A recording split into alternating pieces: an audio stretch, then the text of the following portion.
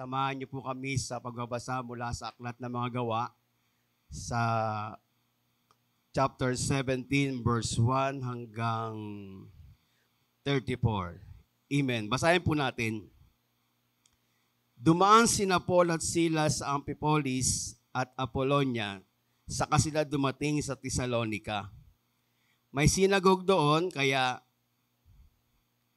gaya ng nakasanayan, pumunta doon si Paul. Sa loob ng 3 weeks, tuwing araw ng Sabat, nandun siya at nakikipagdiskusyon sa mga tao gamit ang scriptures.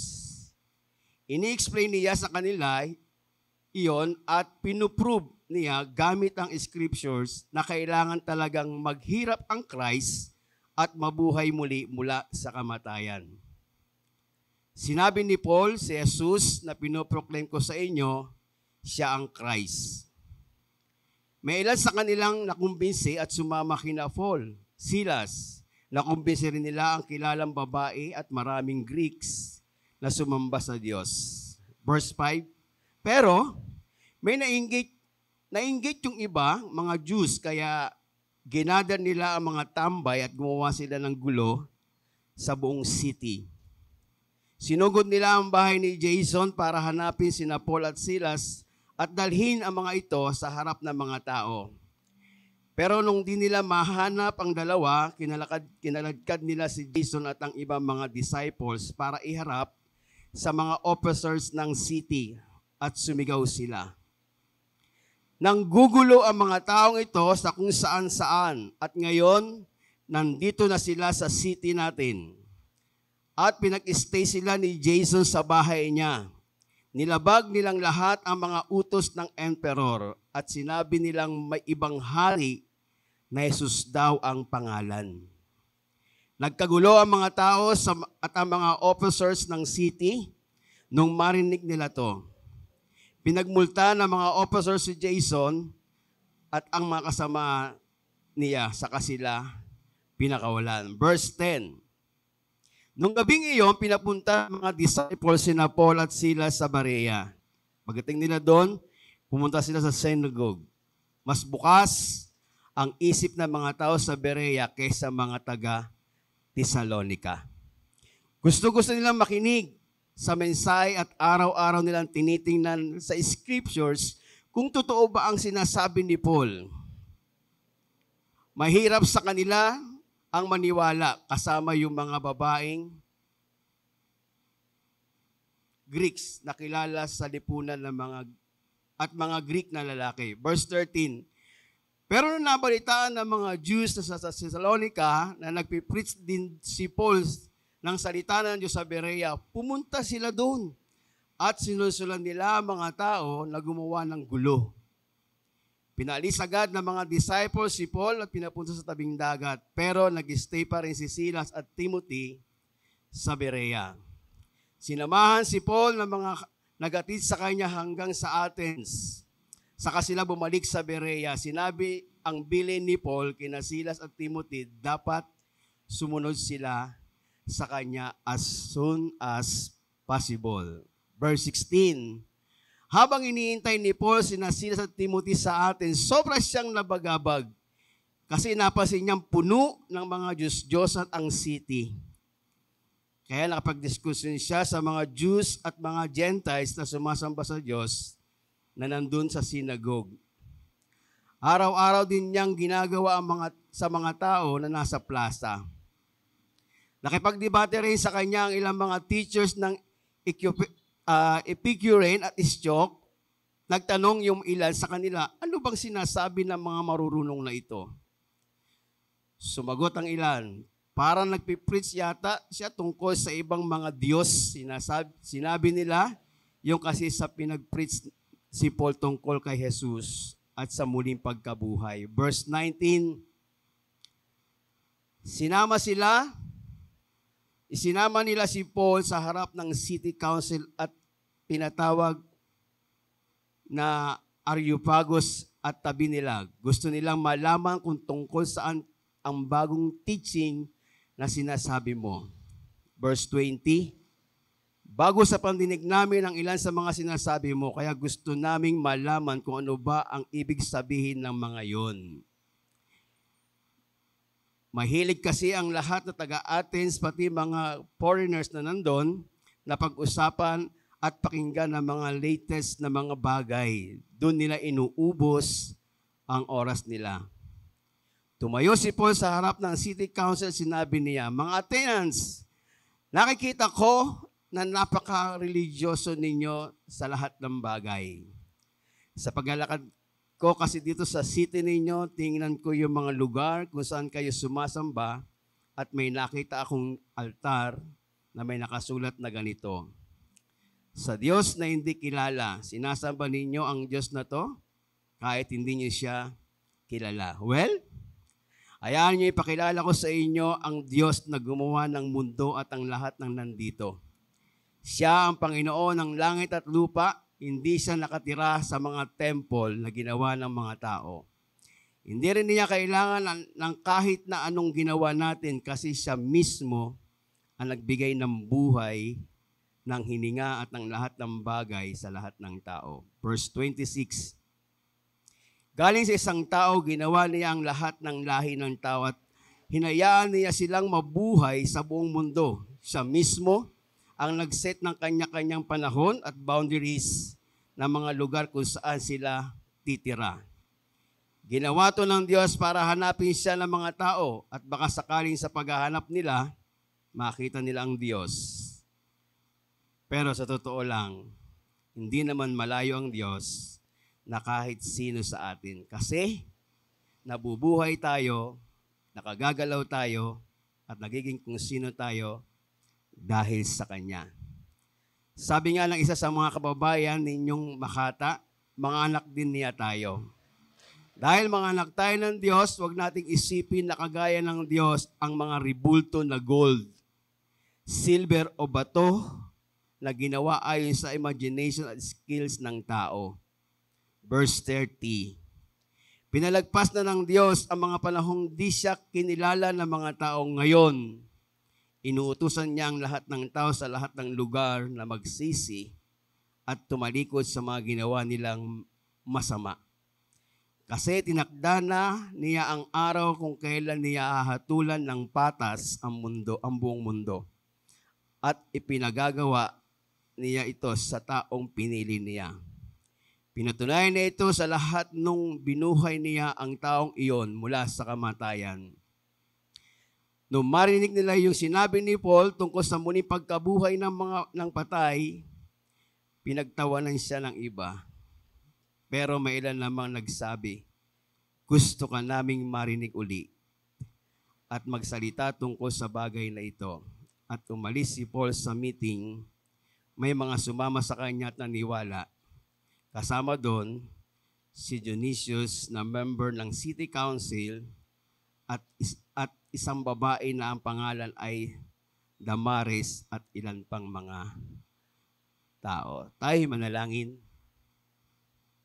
Dakilang Diyos, Ikaw ang patuloy na dakila at mapagpala mula sa banal na kasulatang nabasa namin ngayong hapon. At sa kapangyarihan ng iba na Espiritu, kami po ay lumalapit sa iyo sa pangalan ni Jesus na kami ay iyong linisin at patawarin sa lahat ng aming kalikuang nagawa. Sapagkat Ikaw ay Diyos na mabuti at alam mo, Panginoon, ang lahat ng bagay na aming pinagmulan. At sa hapong ito, hayaan mong kayo ang madakil at maparangalan at maitaas sapagkat kayo ang Diyos na may akda ng lahat ng bagay. Purihin ka, dakilang Ama. Sa iyo ang papurit, pasalamat at pagsamba. Gabayan niyo po kami sa maghapong ito at patuloy na maunawaan ang dakilang kalooban po ninyo. Ito po ang aming hiling at panalangin sa pangalan ni Jesus. Amen. Amen. Purihin ang Panginoon. Sige nga po, palakpakan natin ng isang malakas na palakpak ang ating Diyos mula sa pagkabasa ng kanyang mga salita. Amen. Dito sa ating pong pag-uusapan sa pangalawang journey o mission journey ni Paul, no? May 3 city na binanggit sa binasa natin. Ano yung una? City? Thessalonica. Pangalawa? Berea. Ayan, baka may talungin kayo, no? Ano yung pinag-aralan niyo sa church niyo? Maligaya daw yung city.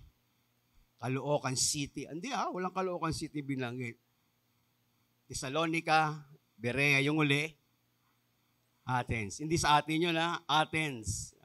So, 3 city ang pinuntahan ni Paul. Balikan lang natin konti yung chapter 16 nung galing siya sa Philippi, di ba? Nagkaroon ng encounter si Paul sa kanyang first journey. Talagang andon yung kanyang puso na paglilingkod sa Diyos. At pagdating niya sa pagkakataong ito, muli siyang nakaranas ng mga bagay na kung saan ang Diyos lang ang nakakaalam. At dito sa 3 city na to, naniniwala ko at nananampalataya, may mensahe ang Diyos sa iyo at sa akin. Amen. Dahil ito ay mabuti at nais ng Diyos na maunawaan po natin ito. Sa unang pagbabasa natin ng Biblia sa chapter 17, napansin niyo ba yung 2 lugar na binanggit doon? Ano yung lugar na binanggit no? Amphipolis at Apollonia. Nakita niyo po, dinaanan lang ni Paul, samantalang pwede naman silang bilang missionary, pwede silang tumambay o mag-stay saglit dahil naniniwala si Paul. Siyempre, maraming tao din sa Amphipolis at Apollonia, di ba? Pero bakit dumiretso sila ng Thessalonica? Minsan may ganyang Kristiyano no? Pinadidiretso ng Diyos, isang kalagayang ang Diyos ang mapaparangalan. Minsan hindi ekes muna lang konti. Pero si Paul ang galing. Mula sa kapangyarihan ng Espiritu Santo, nabanggit ng Biblia, sabing ganon,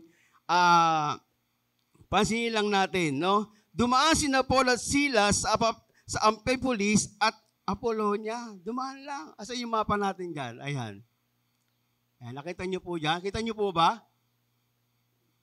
Yung binanggit kanina bago sila pumunta ng Thessalonica. Ayan po, Amphipolis saka Neapolis. Ayun, doon dapat manggaling kasi dito sila first journey, nag-second. So, diretso kasi sa Thessalonica. Kung iisipin mo, wala pang tao doon. Siyempre meron. Amen. Kaya lang, hindi yon ang pinagagawa ng Diyos. Maliwanag kapag ka ang Diyos ang nag-utos, sa dulo may tagumpay. Pero kapag ka sinuway mo yung kalooban ng Diyos na dinadaan mo, na hindi ayon sa kalooban ng Diyos, kapatid, ikaw at ang Diyos ang nakakaalam sa lahat ng bagay. Kaya pagdating sa lugar na yon, lumihis lang sila at pumunta sila sa Thessalonica. At nakatutuwa kay Paul, pagdating sa Thessalonica, kasi alam niya, kapag ka may lugar doon, may church, ano pinupuntahan niya? Synagogue. Maraming Christian ngayon, kapag linggo, ang pinupuntahan, di synagogue. Sinigang. Joke lang. No? Diba? Iba yung pinupuntahan, hindi inuuna niya. Si Paul, hindi Pupunta siya sa synagogue kasi yung mission niya dapat maganap. Mabigyan ng papuri ang Diyos sa kanyang ginagawa. Kasi yun yung panawagan ng Diyos sa buhay ni Paul. Yan din ang panawagan sa inyo ng Diyos. Sabi mo sa katabi mo, yan din ang panawagan sa inyo ng Diyos. Kaya nasa Mission Hearted series ka. Diba? So pag sa synagogue, anong ginawa ni Paul? Sa binasa natin. Pinlis ni Paul yung mga bagay patungkol sa paghahari at kadakilaan ng Diyos. At isa sa nakatutuwa na binanggit ni Paul sa aklat na to, nang binabasa po natin, ipinapakilala niya yung kung sino si Christ. Nagawa niyo na po ba yan sa inyong kapatid, kaibigan, kamag-aral, katrabaho? Kung sino si Christ sa buhay po ninyo? Si Paul, mula sa kapangyarihan ng Espiritu Santo, ginawa niya. Ito yung unang city na ating pong pagbubulay-bulayan ngayong hapon sa aklat ng mga gawa, chapter 15. At ang ini-explain ni Paul sa scriptures na kanyang hawak, na dapat ang Christ ay maghirap at mabuhay na magmuli para sa isang dakilang plano ng Diyos. Nabanggit niyo na ba yan? Si Christ na kasama mong tinanggap. Nabanggit mo na ba yan? Na si Christ ay naghirap sa kanya, sa iyo, at namatay at nabuhay para sa buhay na walang hanggan. So sana may ganyan tayong mission sa puso natin. Huwag natin kaliligtaan, huwag natin isasantabi si Jesus Christ. Kapag may mga pagkakataon pwedeng pag-usapan si Jesus, alam nyo kahit ano pwede, may singit. Si Paul ang galing bawat pintuan na nagiging open para may pahayag ang kabutihan ng Diyos. Kaya nung sinabi ni Paul, kung paano niya pinuprove, ini-explain yung ginawa ng Panginoon mula sa kadakilaan ng Diyos, ito ang kanyang sinasabi sa mga Tesalonika. At ang resulta, kapag si Jesus ang naipahayag at naibahagi mo sa maraming tao o sa buhay ng iyong kaibigan, nakatitiyak ka, maliligtas yun ng Panginoon. Pero kung ang ibinabahagi mo, ang mga bagay na hindi makapagbibigay papuri sa Diyos, sayang yung buhay ng tao sa harapan ng Diyos. Kaya ang title natin ay, ano ang tugon mo sa salita ng Diyos?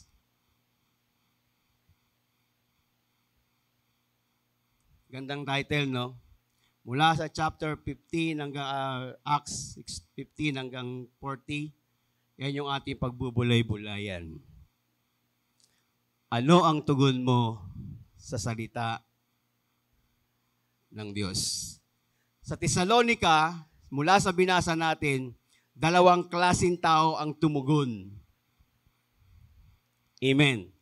Yung una, nakumbinsin ni Paul dahil in-explain ni Paul si Christ na dapat maghirap, mamatay, napako sa krus dahil sa kasalanan ng tao, dapat tubusin ng tao dahil ikaw at ako'y makasalanan, walang exempted sa atin, sabi ng Biblia. Walang makakaharap sa harapan ng Diyos sapagkat tayo'y pinanganak na makasalanan. Kaya ini-explain ni Paul sa mga Tesalonika na dapat si Christ ay binuhay ng Diyos para magkaroon ng tunay na katuparan para sa buhay na walang hanggan. Kasi kung ang Panginoon ay namatay lang at hindi nabuhay, hindi maunawaan ng tao ang kanyang pananampalataya. Kaya mula sa synagogue, nag-stay si Paul. At sa mga taon nakakarinig ng kanyang pagpapaliwanag, may nakumbinsi siya. Amen. Sana meron din tayong panalangin natin na kapag ibinabahagi natin ang mabuting balita, ay may makumbinsi din. Dahil totoo po yun, kahit sino ay may pagkakamali, kahit sino ay may kahinaan. Kaya tingnan natin ang idea ni Paul mula sa pangunguna ng Banal na Espiritu sa kanyang pagmimisyon mula sa lugar ng Tesalonika. At mula dyan sa chapter 4 na verse 4 na yan, marami na kumbinsi si Paul, marami nakakilala mga babae at lalaki, no, na mga ibang lahi doon sa mga bagay na binanggit ni Paul para sa buhay na binibigay ng Diyos. Dahil ipaniwanag ni Paul na mas malalim na yung Christ na sinasabi nila na pinahirapan, na kanyang ikinikwento, yun yung Kristo na nagtubos ng ating mga kasalanan. Pero talagang sadyang ganun, no? Dalawa naman talaga klase ng tao, no? Minsan pero hindi naman, sabihin, talagang ito yung buhay. May mga mababait, no? May mga manggugulo. Tayo, nanggugulo rin tayo, di ba? Isa rin tayo sa mga bumabato sa mga Kristiyano nung araw. Actually nga, yung nanay ko, purihin ng Diyos dahil ginamit ng Diyos ang nanay ko. Sabi ko, kailan kayo tumanda? Sa akin nagbago ng reliyon. Yung pala, yung pagtanda niya, akay lahat ang mga inakay, papunta sa Panginoon. Kaya kinuha siya ng Diyos, napakabuti na pa. Kaya yung mga tatay niyo na nag-akay sa inyo, purihin natin ang Panginoon. Kasi nagbuwis sila ng buhay para sa ikaliligaya ng Diyos. Kaya nung mangyari ang mga bagay na ito, yung mga taong ayaw maniwala. Tingnan niyo po sa Bible, no? Mga Hudyo, alam ang batas ng Diyos, batas ng banal na kasulatan, pero sila pa ang tumutuligsa, no? Sabi nga ng Biblia, pero may mga Diyos na nanlalait o anong ginawa sa kanila sa verse 5? Pero nainggit yung iba mga Diyos, kaya ginadan nila ang mga tambay at gumawa sila ng gulo sa buong city. No? Isang tao. Kaya kung ikaw padadala ng Diyos sa isang lugar ayon sa kalooban ng Panginoon, sigurado may manggugulo sa iyo. Pero handa ka ba? Ipagpatuloy ang kalooban ng Panginoon. Handa ka ba? Pagpatuloy ang panawagan ng Diyos. Dahil nakalulungkot sa kapanahonan natin ngayon, maraming tinawag ang Diyos ng mga nakaunang panahon, pero ngayon, hindi na sila nagiging instrumento ng Panginoon. Kaya kung sila yung mga kilala po ninyo, ipanalangin niyo po sila sa Panginoon na muli silang hipuin ng Diyos upang sila makabalik doon sa dakilang panawagan ng Panginoon. Kaya, ang proteksyon ng Panginoon, no, mula sa buhay ni Paul at ni Silas, no, dahil gumawa ng gulo ang mga Jews para sila ay siraan o dakpin, pero mabilis ang ginawa ng Banal na Espiritu ng Panginoon. So, may ginamit ang Diyos para sila ay iligtas. Sino ang ginamit ng Panginoon na binanggit sa Biblia? Si Kuya Jason.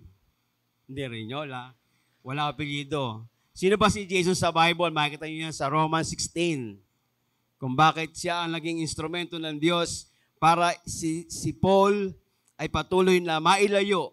Kasi ang plano ng Diyos ay magpapatuloy. Kapag may mga lingkod ang Diyos, nagagawa doon sa kalooban ng Panginoon, ang Diyos ang bahalang magligtas sa iyo. Hindi kanya pababayaan. Kaya si Jason ay isang kamag-anak ni Paul. No, makikita niyo yung saklat ng Romans. Kaya siya ang pinuntahan ng mga Jews dahil kilalang-kilala nila si Jason at si Paul.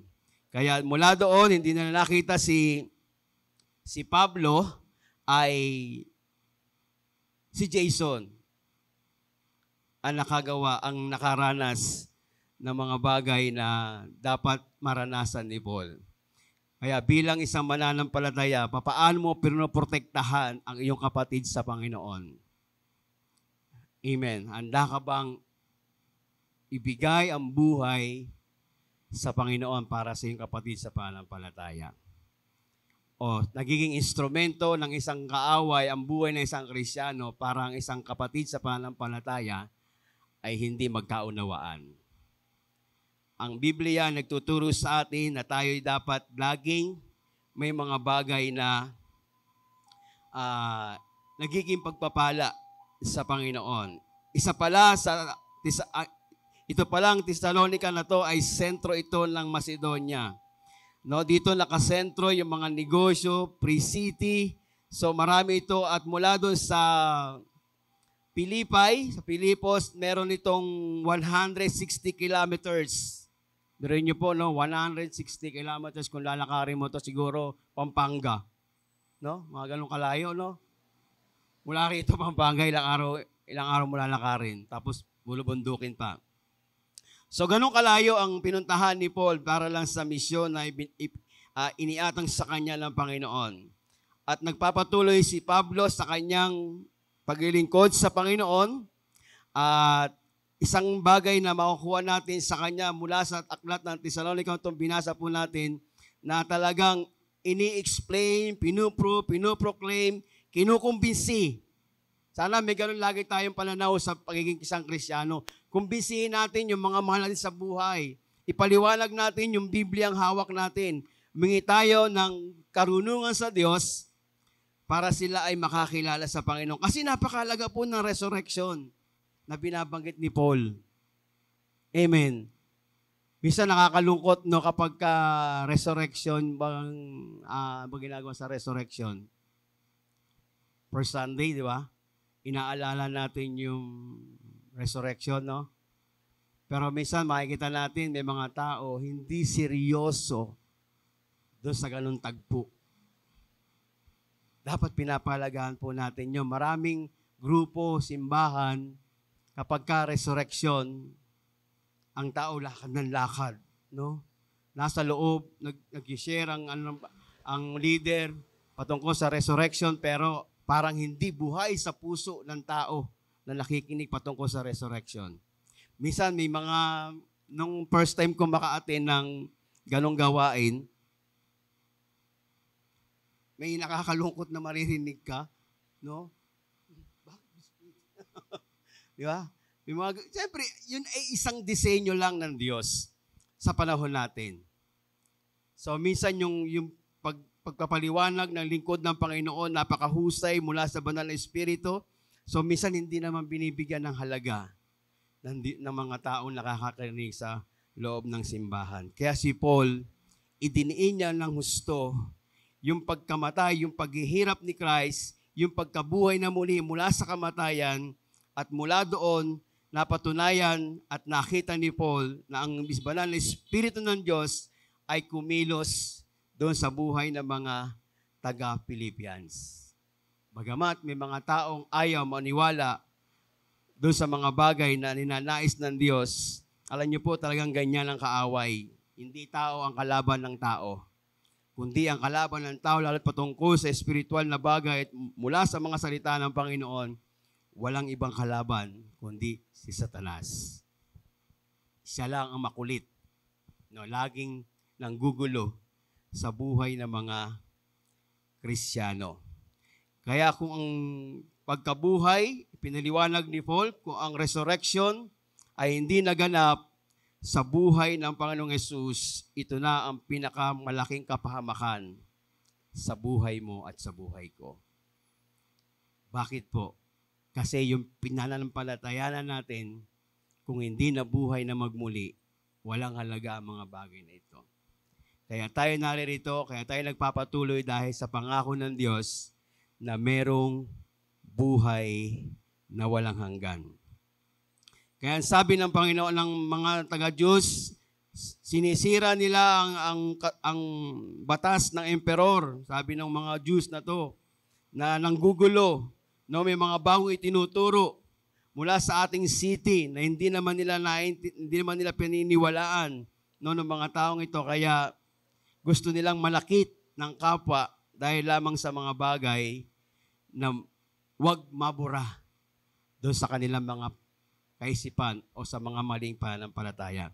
Pero tandaan po natin, ang Diyos ay lagi pong may mga bagay na gagawin para tayo ay iligtas. Sabi nga ganon ni Dr. John W. R. Stott, sabi ganon, ang Kristiyano, ang pinakabuod nito sa isang relihiyon ng muling pagkabuhay, ang kalagahan ng muling pagkabuhay, ang pinakapuso nito. Kung aalisin mo ito, ang Kristiyano ay patungo sa pagkawasak. Kaya kailangan yung resurrection. No, kailangan maunawaan natin yung resurrection. Hindi lamang tinanggap ng isang tao ang Panginoong Hesus.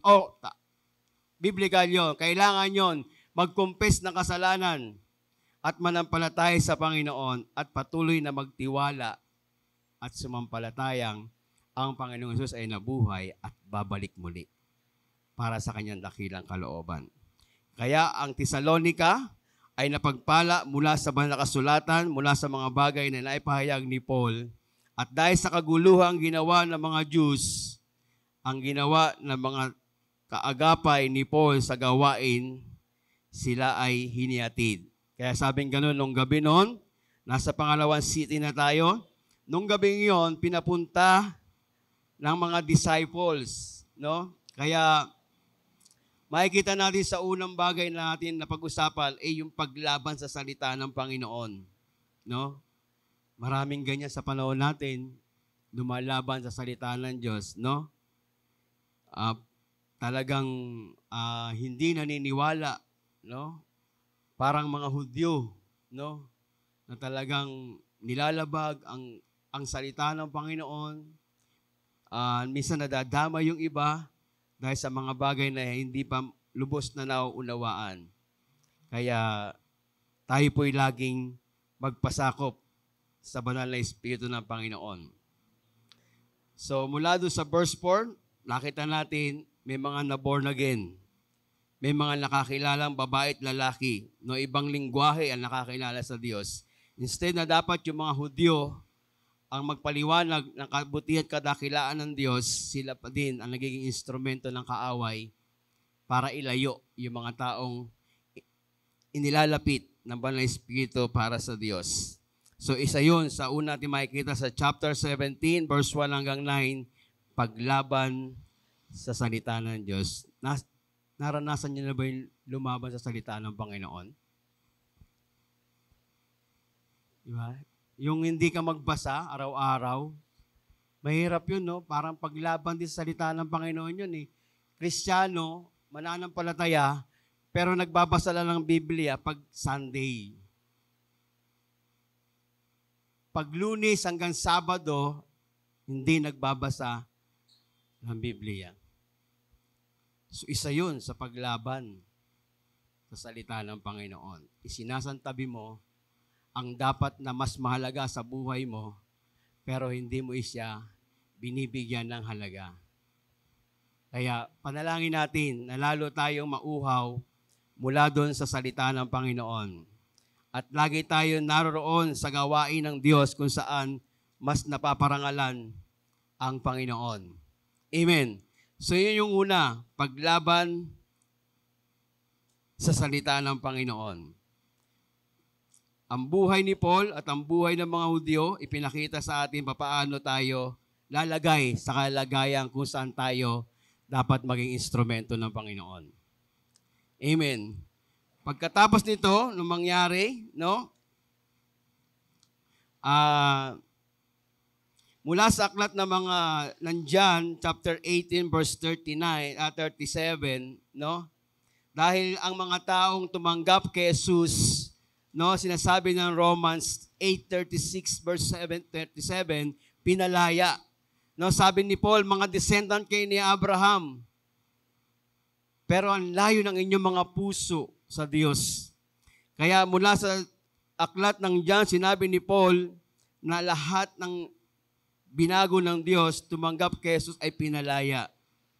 Kaya bilang isang mananampalataya, dapat iparanas din po natin ito sa buhay ng ating mga mahal sa buhay. Dahil ang kaharian ng Diyos ay hindi itong mundong ito. Tandaan po natin, ang kaharian ng Diyos ay sa langit. Amen. At para dumami ang mga sasamba at magpupuri sa Diyos, naway maging parte din tayo ng kabutihan at kadakilaan ng Panginoon. Amen. So mula sa Berea, sa Thessalonica, bumiyahe sila ng Berea. Asa na yung mapa po natin dyan? Ayan. So napakalapit lang yan sa guhit. Pero pag nilakbay mo, malayo yan, no? Mula doon sa kalalagayang naranasan ni Paul sa mga tigas ni Thessalonica, hindi natapos ang panawagan ng Diyos para sa buhay niya. Ganyan din sa buhay natin. Akala natin minsan tapos na tayo. Tingnan niyo po yung mga katulad naming nauna. Akala namin hanggang doon na lang. No? Minsan bumitaw na rin kami sa pananampalataya. Kasi sa sobrang inip, sa sobrang bagay na nakatagalan, pero hindi pala yun ang dapat na maging kaisipan ng isang taong tumanggap kay Jesus. Hanggat nagkakaedad ka at nabubuhay sa mundong ito, magpapatuloy ka sa Diyos. Sabi mo sa katabi mo, magpapatuloy ka sa Diyos. Hindi pwede, katulad nung iba narinig natin, sila na lang, kasi mga bata pa. Kami may mga edad na eh. Pwede ba yun? Sa kaligtasan, walang ganong senaryo ang Diyos. Personal ang kaligtasan ng isang tao. Kaya na magkaedad ka, hanggat nabubuhay ka sa mundong ito at hindi pa dumating ang Panginoon, kailangan magpatuloy sa Diyos. Amen. Sapagkat ang buhay na walang hanggan ay regalo ng Panginoon. Now, tingnan natin yung pangalawang city. No? May verse pa tayo dyan mula sa aklat ng Romans. No, ipinapakita yung paghahari ng Diyos sa aklat ng Romans chapter 5. Kung i-share ko lang po sa inyo yung mga verse na to. Verse 6 hanggang 10. So kung naway basahin nyo po ito sa inyo pong tahanan. No, kung paano ipinapaliwanag ni Pablo ang kaharian ng Diyos. saan ang kaharian ng Panginoon. Kasi maraming tao, akala nila, ang kaharian ng Diyos ay ito. Katulad ng nakita natin binasa sa banal na kasulatan, akala ng mga taong ito, babawiin, aagawin ang paghahari ng emperor. Pero pinapaliwanag ng Biblia ang paghahari ng Diyos ay mula dun sa kanyang walang hanggang kaharian. Yun yung paghahari ng Panginoon kung saan darating ang panahon at araw, ayon sa tinakda ng Diyos, makakasama natin ang dakilang tagapagligtas. Amen. So makita natin yan sa aklat ng Romans, sa chapter 10. No.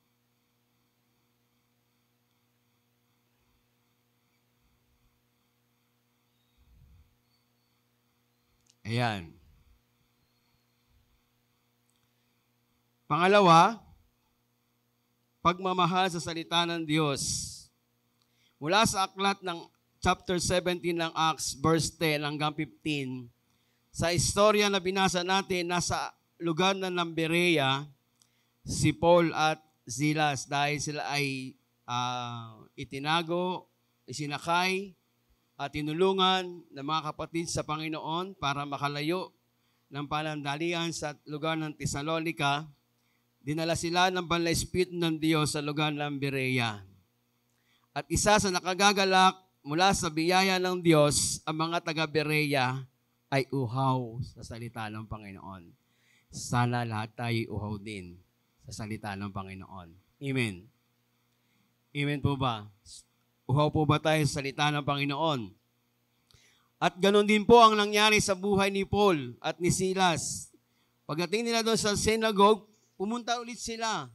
No, talagang sa kapanahonan nila, talagang sa loob sila ng simbahan, nagkakaroon ng fellowship. No? Bibihira lang sa labas. Dito sa panahon po natin, talagang no isang gabi, may nag-crusade dyan sa may lugawan. May nag-crusade dyan isang gabi. Parang nabuksan yung isip ko. Dati ganyan ang aming disenyo. Mag-crusade. Tapos dito, di ba, sa lugar nila Kuya Eli sa palengke, may mga nagbabahagi din ng mabuting balita diyan. Pero napakalaga kung ang tao ay igagade sa isang lugar na kung saan maipopokus sa kanyang salita ng Diyos, mapapakinggan niya ng maigi ang salita ng Diyos na walang mag-iistorbo sa kanya. Yun ang magandang pagbabahagi ng mabuting balita. Kaya bukas o sa sunod na linggo, dalhin ninyo ang inyong mga kaibigan sa lugar na to. Dalhin nyo dito sa synagogue ng Mighty One, sa church ng Mighty One, para dito natin sila ipanalangin at ibahagi ang mabuting balita. Pero kung kayo ay ginaguide ng Banal Espiritu, saan nyo ibabahagi ang mabuting balita, ipagpatuloy po ninyo dahil kalooban po yan ng Diyos. Gabi nang bumiyahe si Paul papuntang Berea. So sabi ng aklat ng gawa. At mula sa Berea, pagpasok niya sa synagogue, tuwan-tuwa ang mga tao doon. No? Bukas ang isip. No? Kaya sa pangalawa natin pag-uusapan, pagmamahal sa salita ng Diyos. So, napansin niyo po ba yung katabi niyo? Nagmamahal yan sa salita ng Diyos. Kasi naririto yan. Kasi pag hindi nagmamahal sa salita ng Diyos yan, wala dito yan. Amen. Yung kaninang umaga, mga nagmamahal sa salita ng Diyos yung kasi nandito sila kaninang umaga. Baka ma-misinterpret nyo, wala yung iba. Kundi lahat ng tao na nabuksan ng puso mula sa salita ng Panginoon, naniniwala tayong nagmamahal yan sa salita ng Panginoon. Kaya nung mapuntahan nila Paul ang Berea, ang sabi ng Biblia, gustong-gusto nilang makinig na mensahe araw-araw. Na-experience niyo po ba yon? O naiinip na? Nung araw, kapag kami mga service, ganun din ang nagiging senaryo din namin para mas tawag dito? Yung kapag ka gusto mong lumaguagas sa Diyos, kahit natin na muna yung first service, atin ka uli ng second service. Kasi mas marami pang blessing ang Diyos na ituturo hanggat ipinapayag ang mabuting balita. Kaya sa mga kabataan, mapalad po kayo at nalilikhaan kayo sa puso ninyo ng pagkauhaw sa buhay ng bawat isa, sa mga magulang at sa mga kapatid natin, lalo sa mga nasa Zoom. Bagamat Zoom lang, pero uhaw na uhaw sila sa salita ng Panginoon. Nais nilang mas makilala ang Diyos mula sa Biblia ang kaparaanan. Kaya lagi po natin silang ipanalangin sa Diyos, gaya ng ginagawa ni Paul sa mga taga-Berea. No, gustong-gusto nilang makinig na mensahe araw-gabi o araw-araw. Tinitingnan nila ang Bible. Tinitingnan niyo po ba ito araw-araw? O dito lang? Sana araw-araw. No? Paggising, binuksan ang Biblia. Pagtulog, tulog din ang Biblia. Tama ba? Tulog din? Hindi. Bago ka matulog, basahin mo ang pangako at ang biyaya ng Diyos mula sa Biblia. At ganong senaryo pa din sa buhay ni Paul. Hanggat ibinabahagi ang mabuting balita sa puso ng mga taong nais makakilala sa Diyos, sumisingit lagi ang kaaway. No? Eto na naman, sa Berea. Pero tingnan nyo po, mula po dun sa Thessalonica, bumiyahe rin yung mga Jews. No? Pinuntahan din sila Paul. No, talagang naghahanap ng away bang hinahanap nila o di ba? Pwede naman nilang hayaan na lang, di ba? Pero ganyan talaga ang buhay ng tao. Minsan kaaway natin, pamilya, kaibigan, kakilala, kapitbahay, pero hayaan lang po natin. Hindi naman sila ang kaaway talaga natin. Hindi magkaaway ang tao sa kapwa-tao patungkol sa salita ng Diyos. Ang mahigpit na kalaban ng salita ng Diyos, si Satanas.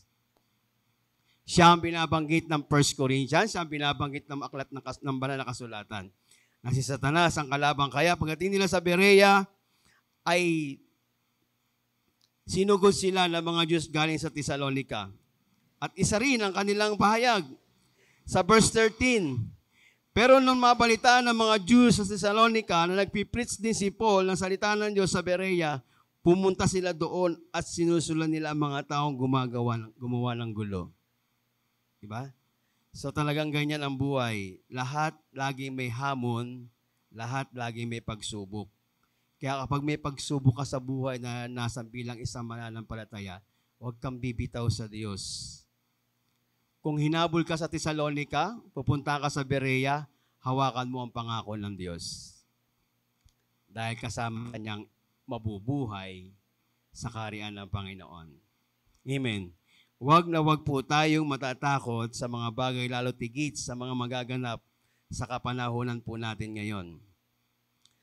Dahil tayo ay biniyayaan ng Diyos na magkaroon ng pagmamahal sa salita ng Diyos. At ang mga taga-Berea ay talagang makikita natin kapansin-pansin mula sa banal na kasulatan na sila ay uhaw na uhaw sa salita ng Panginoon. Kaya may mga bagay na minsan din natin nauunawaan kapag kami mga dumarating na kaguluhan sa buhay natin. Tandaan natin ang sinasabi ng 2 Corinthians chapter 11, verse 13 and 15. Na yan ay mga gawa ng kaaway ng Diyos. Hindi ang asawa ninyo, hindi ang anak ninyo, hindi ang tatay nyo, hindi ang nanay nyo, kundi kaaway ng Diyos ang gumagawa ng lahat ng bagay.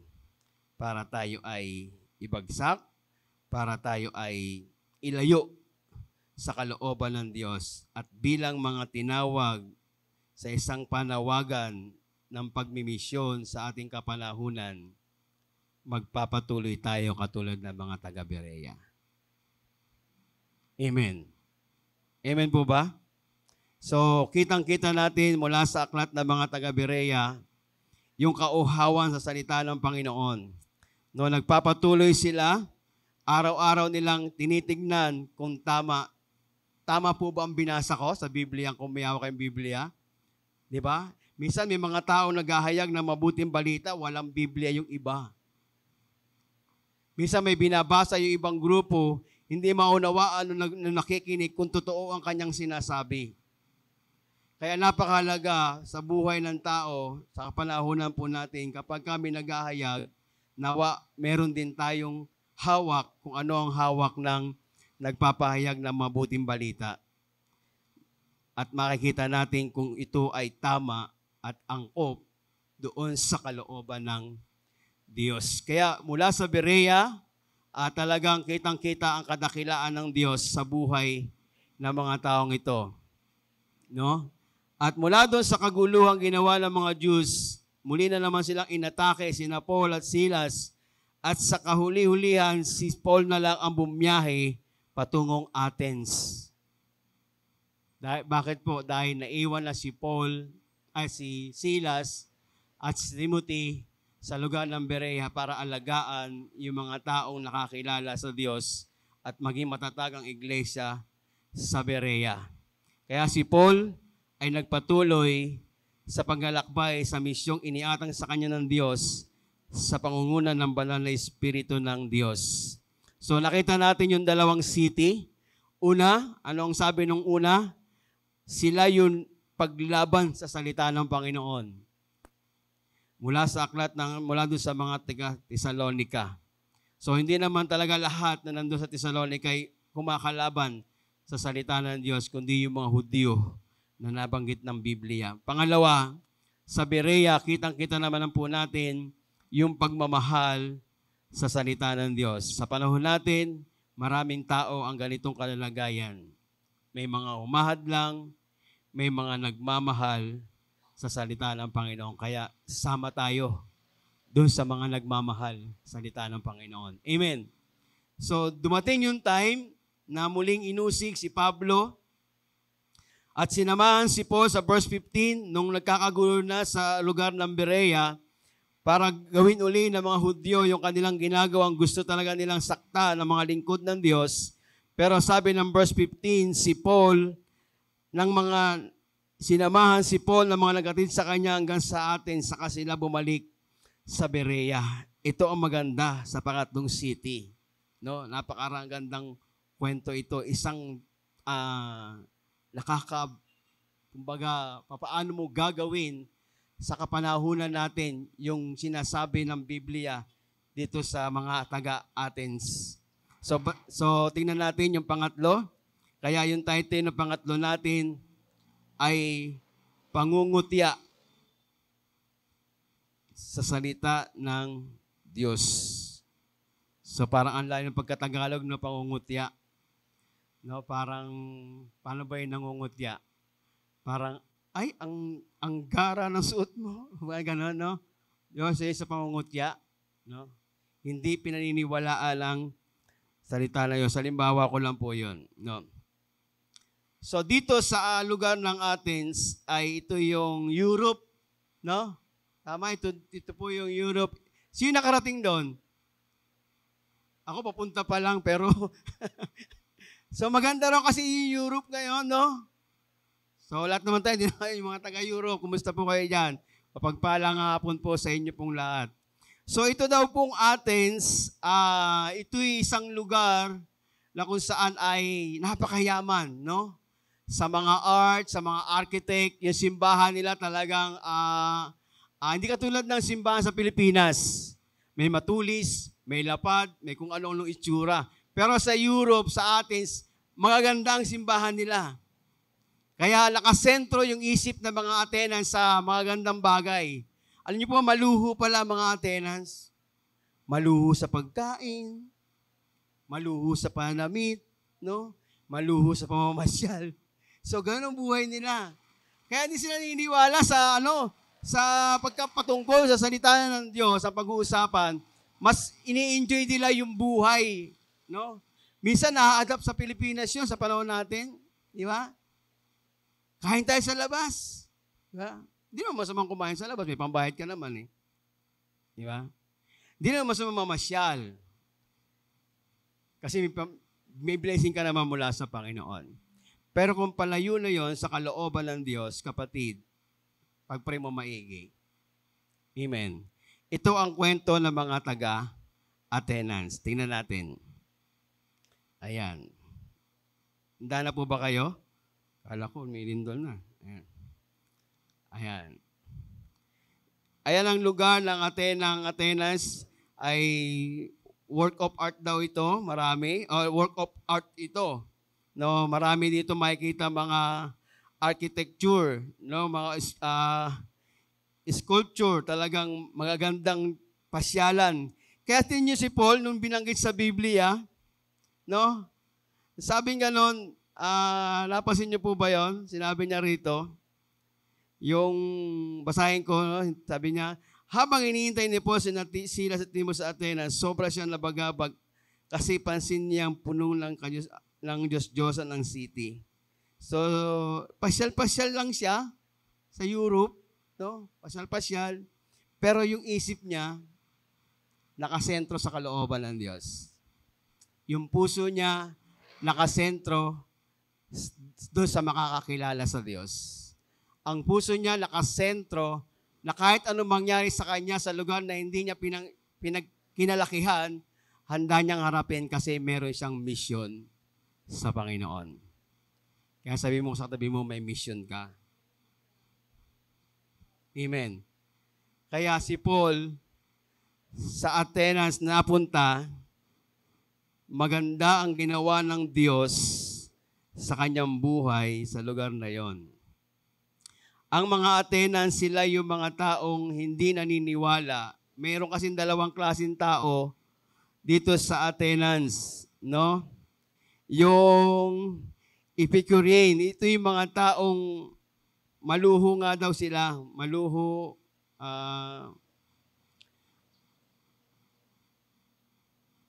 gusto lang lagi magandang bagay sa buhay nila, no? Gusto nila laging masarap na karanasan, no? Sa mga pagkain. So talagang yung pleasure, yung physical pleasure nila, talagang ini-enjoy nila yon kasi alam nila na kapag namatay, wala na. Kaya dinala ng Diyos, ng banal na Espiritu ng Panginoon si Pablo sa sa Atenas. At mula doon sa lugar na yon, may isang grupo pa doon, no? Dalawa yung binanggit kanina. No? Yung Atenas tsaka Istyoc na yan, no? Hindi stroke stroke. Yung mga taong makasarili, may discipline, hindi naniniwala sa Diyos. Ang Diyos nila ay yung universe, no? Para mga gano'n, universe. Yun yung mga Diyos nila. So, ito yung mga tao na pinahayagan ni Pablo ng mabuting balita at ipinakilala yung kalooban ng Diyos. Alam niyo po yung naging pintuan ni Paul para may bahagi ang mabuting balita? Yung resurrection din na pinag-uusapan sa Thessalonica. Yung nabasa ni Paul sa kanyang pamamasya sa city ng Athens, may nakita siya, napansin siya roon na merong Diyos na hindi kilalang sinasamba nila. Kapag ka ang Diyos nagbukas na magandang pintuan para sa kaligtasan ng isang tao, ng magulang, kapatid, kamag-anak, dapat din natin pinapalagpas yun. Amen po ba? Handa na po ba tayong i-share ang mabuting balita sa mga taong hindi pa nakakilala sa Diyos? So kahit 4 na verse, kasamahan tayo ng banal na Espiritu ng Panginoon. Kaya nung makita ito ni Paul sa kanyang paglalayag o paglalakad, pagmamasyal sa Athens, ay ipinahayag niya yung kadakilaan ng Panginoon mula doon sa mga taong naroon sa lugar na yon. At makikita natin yan sa verse 30.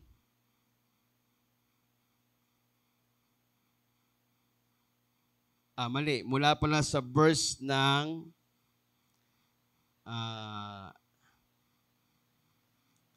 ayan. Kasi si Paul nangaral uli ng mga bagay patungkol sa resurrection.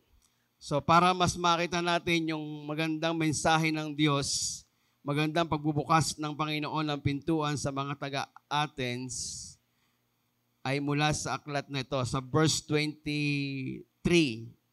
Sa paglalakad ko kasi dito sa city ninyo, tiningnan ko yung mga lugar kung saan kayo sumasamba at may nakita akong altar na may nakasulat na ganito. Sa Diyos na hindi kilala, sinasamba ninyo ang Diyos na to, kahit hindi niyo siya kilala. Sabi ni Paul, well, hayaan ninyong ipakilala ko sa inyo ang Diyos na gumawa ng mundo. Sana ganoon din tayo sa panahon natin ngayon. Handa tayong laging ipakilala sa Jesus sa mga kabataan, sa mga kalalakihan, sa mga kananayan. Handa tayong ipahayag ang mabuting balita ng pagliligtas ng Panginoon. Kaya dito sinimulan ng Diyos ang pagpapahayag ng mabuting balita sa katauhan ni Paul. At makikita natin dito yung mga bagay na binanggit ni Paul. No? Ang pinagdidiinan ni Paul doon sa Diyos na kanyang nais ipaabot sa mga taga-Athens. Sa verse 24, na ang Diyos na gumawa ng langit inexplain, pinaliwanag ng mas malalim ni Paul ang mga bagay na ito para mas lalo maunawaan ng mga taga-Athens. Unang sinabit ni Paul dyan, hindi tumitira sa templo ang Diyos. Amen po ba? Dahil ang Diyos na may gawa ng langit at lupa na hindi nila kilala, ipinakilala ni Paul. Sabi ni Paul, ang Diyos na ipinapakilala ko sa inyo, ito yung Diyos na hindi tumitira. Kasi ang templo ng mga taga-Atenas talaga magaganda. No? Kaya in-explain ni Paul na hindi tumitira ang Diyos dyan. Ang Diyos na gumawa ng langit at lupa. No, ang Diyos na gumawa sa iyo at sa akin, sa lahat ng tao. Ito yung Diyos na nagbibigay ng buhay para sa bawat taong nagtitiwala at sumasampalataya. Sabi pa ni Paul, siya ang nagbigay buhay, ginawa niya ang lahat ng tao, nagbigay sa tao ng buhay, no? Kaya makikita natin na talagang si Paul, maliwanag na maliwanag ang kanyang pagpapahayag ng mabuting balita.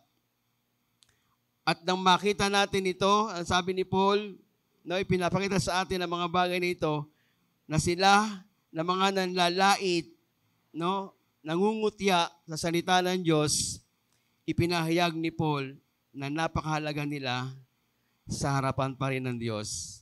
Dahil ang buhay nila at ang isip nila at puso ay malayo na doon sa nais ng Panginoon. Kaya sa panahon natin, nangyayari din po ito, no? Nangyayari din po ito. Tignan nyo na lang po sa pamilya natin. No? May mga pamilya tayo na ang tagal na natin sa gawain sa pananampalataya sa Diyos, pero nasaan pa rin sila hanggang ngayon? Tayo po ba'y nangangamba na ipahayag ang mabuting balita sa kanila? O meron tayong mga bagay na kinakatakutan na wag po tayong matatakot, lalo tigit sa kadakilaan, kalooban, kaligtasan na ibinibigay ng Panginoon. Kaya sabi ni Paul sa mga taga-Athens, ang Diyos na pinapakilala ko sa inyo ay hindi Diyos ng ribulto ng gold. Hindi siya katulad ng mga ribulto ng ginto. No, hindi siya yung ribulto na ginagawa ng tao na para mga silver. Di ba? Maraming panahon sa patan niya, ganyan din, di ba? Wala tayo sa Europe, wala tayo sa Athens, pero sa lugar natin, sa bansa natin, maraming ganyan. Amen. Maraming ganyan. Kaya tayo bilang nakakilala sa Diyos, nawa patuloy tayo magsumikap, no? Abutin at ipanalangin ang mga taong lalo tigit, mga mahal sa buhay. At ang sabi pa ni Paul, hindi siya gawa sa bato, no? Kasi imagination lang ng tao yung paggagawa sa mga ribulto, no? Isipin mo nga naman, ikaw ginawa ka ng Diyos, tapos gagawa ka ng Diyos, tao, gagawa ng Diyos. Di ba? Parang isang malaking insulto, isang malaking pagkutya sa salita ng Panginoon. Pagkutya mismo sa Diyos, yung mga bagay na ginagawa ng maraming tao, lalo tigit sa ating mga kapanahunan. Kaya piniliwanag ni Paul yung mga bagay na ito sa lugar ng kanyang kinaroroonan. At nung may pahayag ito ni Paul, talagang binigyan niya ng diin yung verse 30. No? Binigyan ng diin yung verse 29 hanggang 32. Ang sabi nga mabasahin ko po para pagdating po ng pagkakataon na tayo ay maging instrumento ng Diyos, no? May mga taong inilalapit lang sa pamilya natin. Mas maipahayag natin ang kadakilaan ng Diyos. No? Sabi nga ng verse 29, dahil mga anak tayo ng Diyos, huwag nating isiping nakagaya ng Diyos ang mga ribulto na gold, silver o bato na ginawa ayon sa imagination at skills ng tao. Pinalagpas na ng Diyos ang mga panahong ito, panahong di siya kinilala ng mga tao. Ngayon, inuutusan niya ang lahat ng tao sa lahat ng lugar na magsisi at tumalikod sa ginawa nilang masama. Bakit po sinasabi ni Paul na lahat ng tao ay magsisi? Dahil lahat po tayo nakamana ng kasalanan. Hindi tayo karapat-dapat sa Diyos. Kung isipin natin ang mga taga-Athens ay hindi kumikilala sa Diyos, tayo din, nung mga nakaraang panahon, hindi rin tayo kumikilala sa tunay na Diyos. Mas pininiwala natin nung araw, yung mga nakapako sa dingding, no? Nung kami ngayon nagkwekwentuhan patungkol sa mga ribulto, sabi nung tsahin ko, sa tsahin ko, dahil ang tsahin ko, ang daming mga munita na mga ribulto, di ba? Nakagis na natin yan. Sabi ng tsuhin ko, pag nag-awa yan, baka hindi mo maawat sa dami. Yeah. So, mahirap yun no? Ang daming nilalagay. Kaya paano mo ipapaliwanag sa kanila mabuting balita na hindi yun ang Diyos. Hindi yun ang hinahanap ng Diyos sa buhay natin, di ba? Magtayo ka. Kaya, tibayan natin ang ating loob. Huwag tayo mawalan ng pag-asa. Panalangin natin sila. Lalo yung mga ninuno natin na pinagmulan. Ipanalangin natin sila na palayain sa ganong klaseng pamumuhay na talagang inilalayo yung tunay na pananampalataya. Kaya diniscuss ni Paul, ang sabi ni Paul, kasi itinakda na ang araw kung kailan nahatulan ng patas ang mundo. May paghahatol, sinasabi ni Paul, sa mga taga-Atenas, sa mga Berea, sa mga Thessalonica, kahit sa panahon natin, may paghahatol na gagawin ang Diyos. Pero lahat ng tumanggap kay Kristo at nagsuko ng buhay kay Kristo at nabubuhay doon sa kalooban ng Diyos, salamat sa Diyos kasi hindi na tayo kabilang sa hatulan ng Panginoon. Amen.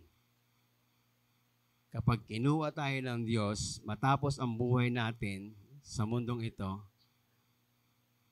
direkta tayo patungo sa kaharian ng Diyos. Bakit? Narito ka sa mundong ito, sinunod mo ang kalooban ng Panginoon. Nagsisi ka, tinanggap mo ang Diyos sa iyong buhay bilang Panginoon tagapagligtas. Nawa, ito din ang maranasan ng mahal mo sa buhay.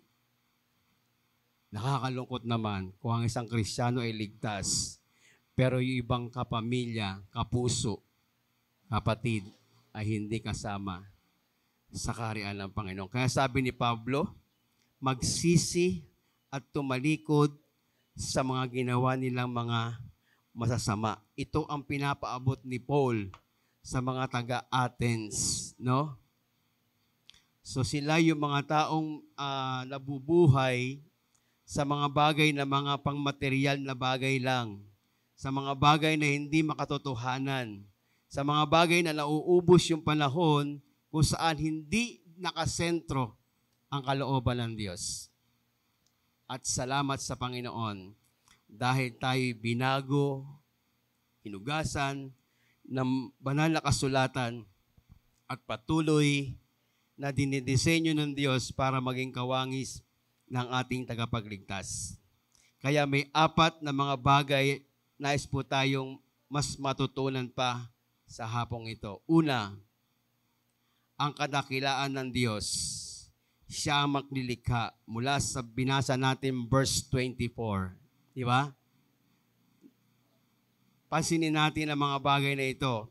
Yung dakilang Diyos na manilikha, papaano mo siya bibigyan ng kaluwalhatian sa iyong buhay sa kapanahunan ngayon. Saan tayo nagmula? Naway maunawaan natin na Diyos ang may gawa ng lahat ng bagay na yan. At kung bakit naririto pa rin tayo sa mundong ito at hindi pa tayo kinukuha ng Diyos, may mga bagay pa siyang pinapagawa sa atin. No, ang Diyos ay mabuti.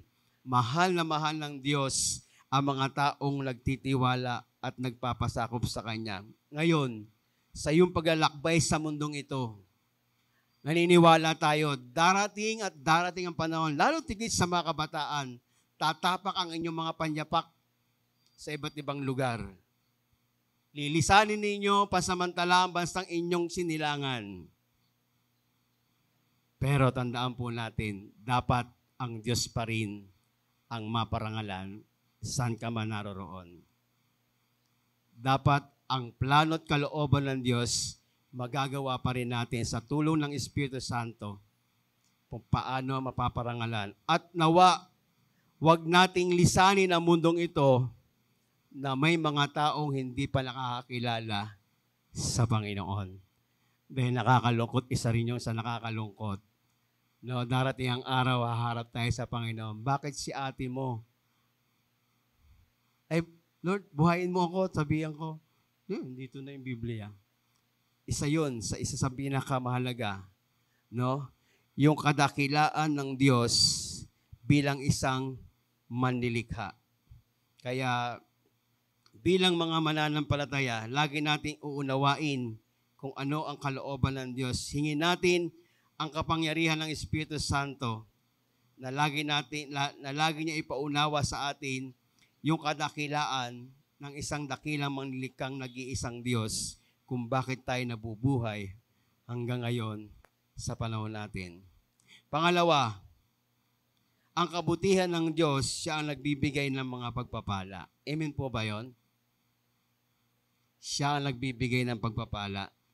Kaya sa lahat ng pagpapala na ibinibigay natin, mababasa natin yan sa verse 25 ng Acts 17, kitang-kita natin talagang ang Diyos ang lumikha ng lahat ng bagay. Ipinapaliwanag ni Paul sa taong kanyang kapanahunan. At papaano natin ito haharapin, papaano natin ito gagawin bilang isang Kristiyano sa panahon natin. Hanggang kailan tayo gagalaw doon sa nais ng Diyos. Balikan natin pag may pagkakataon ang talatang 25, no? Na ang Diyos ay ang kabutihan ng Diyos at siya ang nagbibigay ng pagpapala. Bakit may mga resources ka ngayon? Bakit napakalusog ng katawan mo ngayon? Nagpapasalamat ako sa Diyos dahil magpi-54 na ako by 55 ba? By tomorrow? Huwag na kayo magregalo ha, binanggit ko na. Di ba? Pero biyaya ng Diyos, hindi pa ako binibigyan ng sa katawan. Bagamat tumihina ang tuhod, sobrang pag-aabuso, pero mabiyaya pa rin ng Panginoon. Kaya hanggat malakas ka, hanggat naririyan ka pa, yung asawa ninyo, kaibigan ninyo, huwag niyong tantanan, makakilala sa Diyos. Ilapit niyo po muli sila sa Panginoon. Kasi nakakalungkot kung dumating ang Diyos, kunin ang buhay natin, tapos may mga tao na hindi pa nakakilala. Opo, nagkakamali tayo. Opo, nagkakasala tayo. Opo, may kahinaan tayo. Pero babalik lagi tayo sa Diyos para humingi ng tawad sa Diyos. Hindi naman tayo perfecto. Kahit kasi perfecto, nagkakamali eh. Tayo pa. So, bilang mga mananampalataya ng Diyos, hingi tayo lagi ng gabay. Kaya si Paul, gawin na lang ang kanyang puso sa pagmimisyon. Kahit hindi kalahi, kahit anong klaseng tao, kailangan sila makakilala sa Panginoon. Hindi pwedeng, Lord, dito lang ako. Sa Roma lang ako nakatira. Dito, walang binanggit si Paul. Kundi, pabiyahe sa Damasco, niloob ng Diyos na ma-encounter siya, talagang ipinahayag ang mabuting balitang pagliligtas para makarating hanggang sa dulo ng daigdig dahil pangako ng Diyos.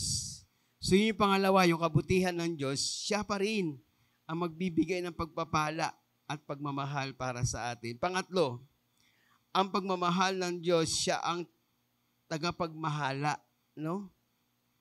Ang pamamahala ng Diyos sa bawat buhay natin, No, mula doon sa binasa natin sa verse 26 and 29. No?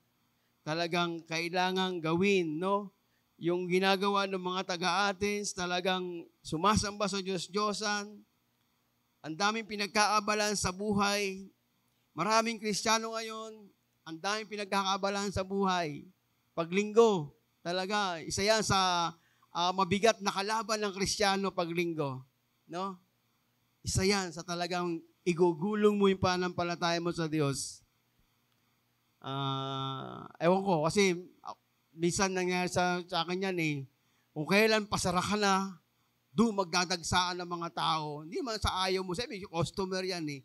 Kaya alam, kailan nandun ka na, may oras para makapagsamba sa Panginoon. Eto na naman yung mga ito. Kaya late na late. Kahit sa prayer meeting, nagsasara ka, dagsaan ng tao. Parang tukso, no? Di mo sabihin, bukas na kayo bumalik. Kasi meron kaming gawain sa Panginoon. Baka hindi na nga talaga bumalik. Pero yun nga, minsan hamon sa buhay. Ano yung mga hamon sa buhay nyo na yung pananampalataya yung sinasakal ng kaaway? Kayo lang ang nakakaalam niyan. Pero ang mahalaga, ang salita ng Diyos, araw-araw nyo binubuksan, araw-araw. Ito ang magpapalakas sa atin, katulad ng mga taga-Berea. Huwag natin tularan yung mga Jews sa Thessalonica na gusto lagi ay sirain ang pananampalataya ng mga lingkod ng Diyos o mga Kristiyano sa kapanahonan natin. Kaya yung pangatlo, ang pamamahala ng Diyos, siya pa rin ang tunay na tagapangalaga nito. Yung kaligtasang tinanggap mo sa Kanya, dapat makarating din yan sa mga taong kasama mo una sa loob ng tahanan. Amen. Aasahan ka ng Diyos sa mga bagay na yan. And last, sa pang-apat, na tinalakay natin sa tatlong city, mula sa verse 30 and 20-30 po na binasa natin kanina, ang biyaya ng Diyos, siya ang tagapagligtas. Walang iba binanggit sa Biblia. Mula noon hanggang ngayon, si Jesus lang ang tagapagligtas. Si Jesus lang ang dapat na maipahayag. Kahit sa maliliit na bata, nasisibol sa mundong ito, hanggat wala pa ang Panginoong Jesus, si Jesus pa rin ang ipapahayag sa buhay ng mga bata. Sapagkat si Jesus lang ang tagapagligtas na namatay at nabuhay doon sa dakilang kalooban ng Panginoon. Kaya yung resurrection, tandaan po natin, no? Yung pagkabuhay na muli, sana panalangin natin, pahalagaan natin ito. Hindi biro ang binigay ng Diyos para sa iyo, para sa akin. Minsan yung resurrection, hindi na nabibigyan ng halaga. No? Naalala natin, tama, yung pagkamatay, tama, yung mahal na araw, tama. Pero yung pagkabuhay na magmuli, nawa, tumanim sa puso natin yung resurrection ng Panginoon. Kasi ito ang maghahatid sa atin sa kanyang tunay na kaharian. Yung pananampalataya natin sa Panginoon. Kaya kahit si Paul, sinasabi niya, kung ang Panginoong Yesus ay hindi nabuhay mula sa mga patay, tayo na ang pinakakawawang tao sa mundong ito. Amen po ba? Tayo po'y tumayo.